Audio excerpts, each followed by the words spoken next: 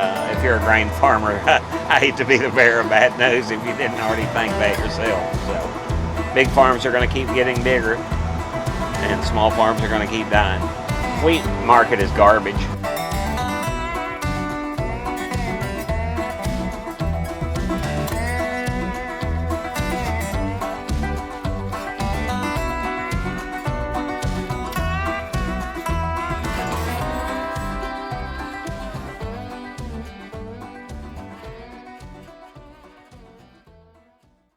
Hey, welcome to our YouTube. It's June 18th. We're on about the 4th or 5th day of wheat harvest. We had harvested a couple of days and then received 10 inches of rainfall and 3 or 4 different rainfall events. And now we're back in the field again. So, hope you enjoy. Yeah, so I think 2 weeks ago Monday, we started and cut wheat a couple of days. The wheat crop is one of the better ones we've cut in the farm, and the quality was great. So you don't get to see great quality out of Kentucky very often because of the amount of rainfall we get here. But we had great quality in our wheat and great yields, and then we had all that rain, and now we're back in the wheat today, and we're just. When we started here 2 hours ago, the wheat moisture was back up to 17, so we'll have to take this to the dryer, and I'm not 100% sure of the quality yet, but we are going to take a sample to the granary and see what kind of quality reduction we've had since the rainfall. I'm assuming it to be pretty significant, so from a high quality to more than likely a low quality wheat that we're cutting now. So just part of growing wheat. Out of the first event we had 6 inches in about a 24-hour period, and then we had a 2-inch rain, and then we had a bunch of small showers consecutively every couple hours for a couple of days. They got the last couple of inches, so I think when you combine them all total it was around 10 inches out of about maybe a week total, 7 or 8 days, something like that period. 6 inches out of one, and then multiple other rains to get the other half of the amount of rainfall that we got. Lots of rain. We're probably about 20% done, so I would think that if we had a good 8 or 9 day run, we could knock it out, and it looks like the weather is going to hold for us. We'll get the majority of the wheat out. There's quite a bit of canola that's been cut around in our county here in the last before the rain, and even some started back today in the canola field. So we're excited to get in our canola too. We don't have much, but we've heard some really good yield reports out of the canola. So we hope to have at the end of this wheat harvest, we'll probably get our canola. Well, I would already consider, like, we're in a, we like to have the wheat harvested, I would like to see it harvested by the 20th of June. And anytime after that, I mean, you can still make a full bean crop all the way up to about the 4th of July here. Anytime you get after the 25th, you're starting to get probably in some yield reduction on your second crop. Up to about the 25th, in most years you'd probably be, you're probably not a lot of difference between the very first week of June and the third week of June. But anytime you start getting after that, a lot of times we'll start getting short rainfall in July, and the beans struggle to grow off out of the wheat field. So the earlier you can get into June, the better, just because our precipitation we go from lots of precipitation to a drier pattern, and you want the beans in before that happens, just because the moisture allows the beans to get growth, and then we'll go through a pretty significant dry period here in Kentucky. August is usually pretty dry, and then we come back into a fall pattern and we start getting rainfalls again, and that's when our double crop, or our soybean crop that's after the wheat, is trying to fill its pods. So it works out pretty good. Like, they kind of sit here and just are in vegetative growth during our dry spell, during our dry season, and then when it's time to fill pods, we start getting fall rains again. So it's nice to have the beans planted in the first 10 days of 2 weeks to June, and then after that, it's just depends on the weather how good the second crop's going to be. So to answer your question, 2 days from now I'm going to be like, that sucks, but I mean, what do you do? Because we definitely, we'll be lucky to have it all cut and planted by the time, with the other unplanted acres that we have due to rainfall, we'll be lucky to have everything planted by the 4th of July this time. Have you started planting yet? The double crop we have started planting, and the first field that we planted, I noticed, had some of the beans up this morning. It's not up to a full stand yet. So I mean, I'm starting to wonder, we'll be replanting some of our first planted double crop, I'd say possibly, with all that rainfall. It'd be hard not to have some drowned out areas.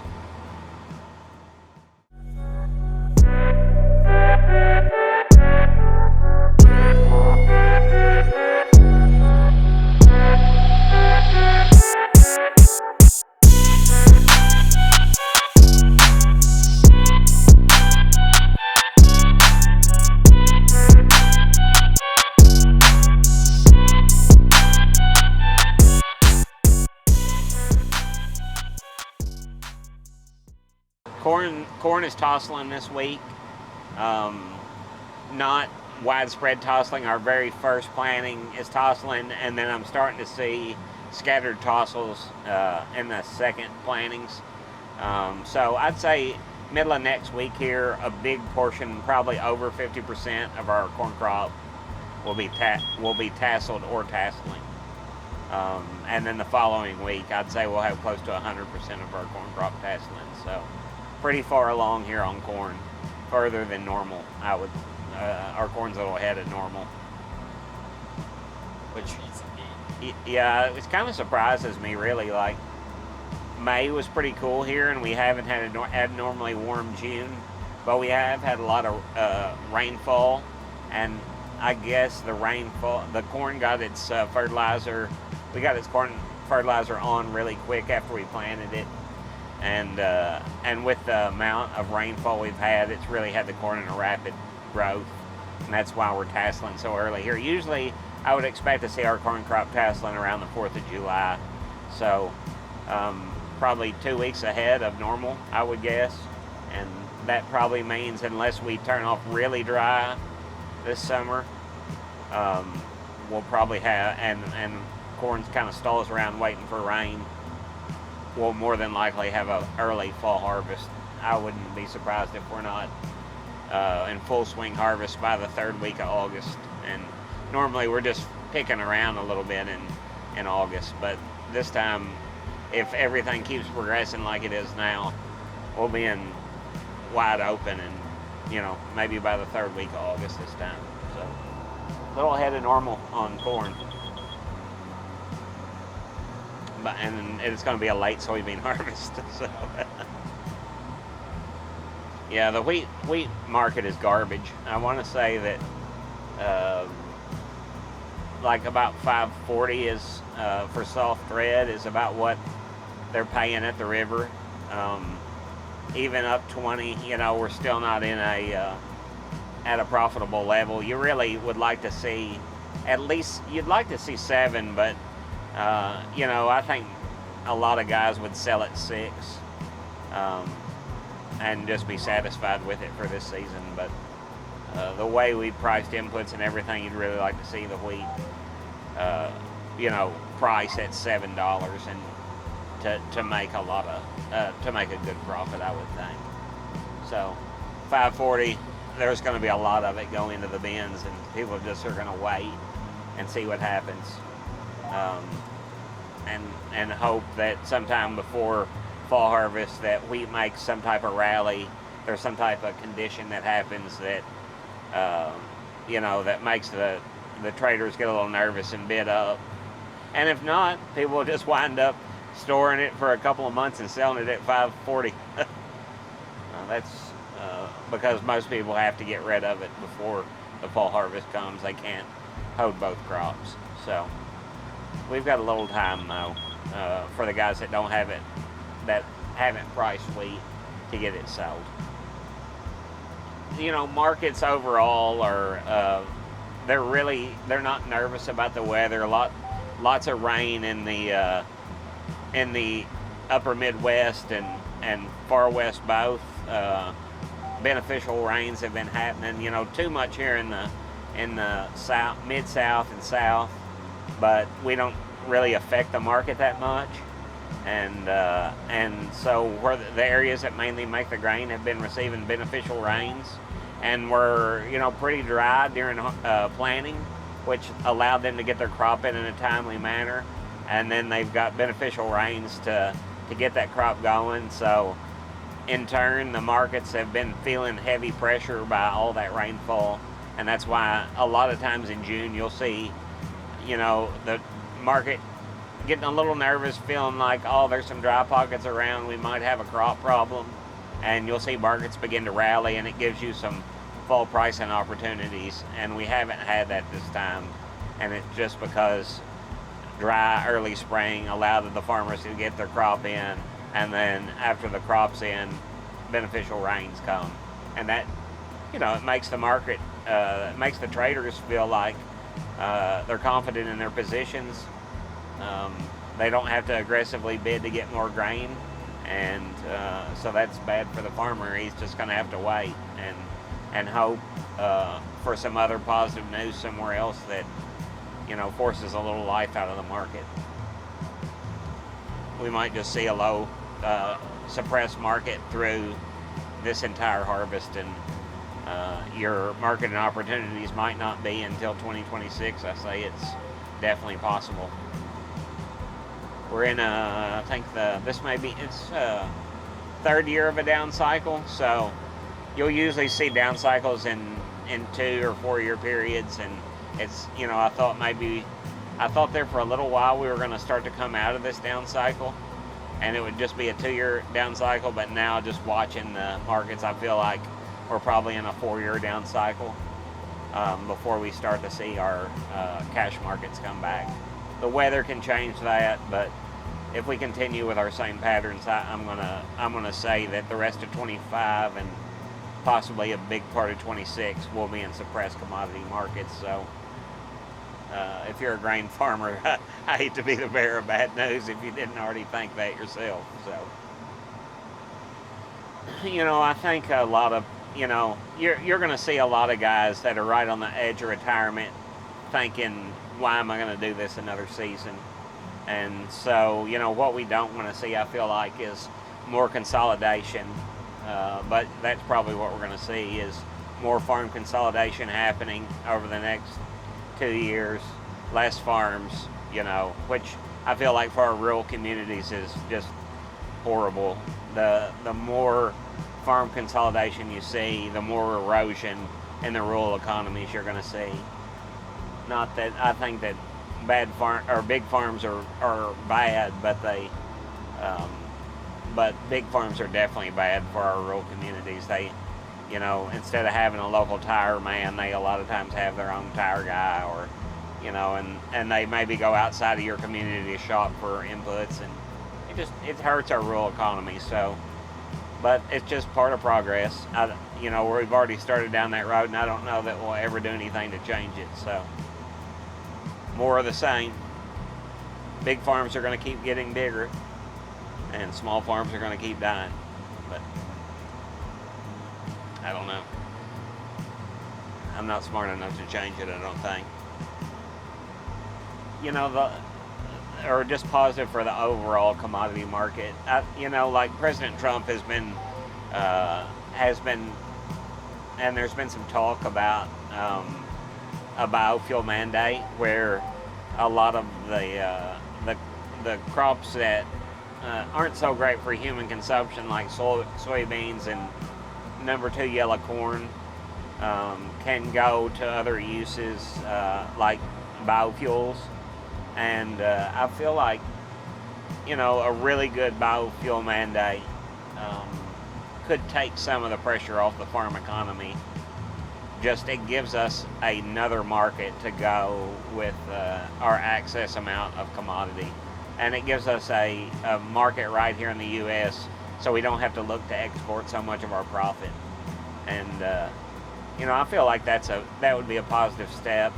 I also feel like I'd like to, and it's going to take a lot smarter person than me to figure it out, but with all the Maha stuff that you see, Make America Healthy Again, and the kind of move away from, or the distancing of the politicians from the commodity ag, if we could see some type of grants available, or just some type of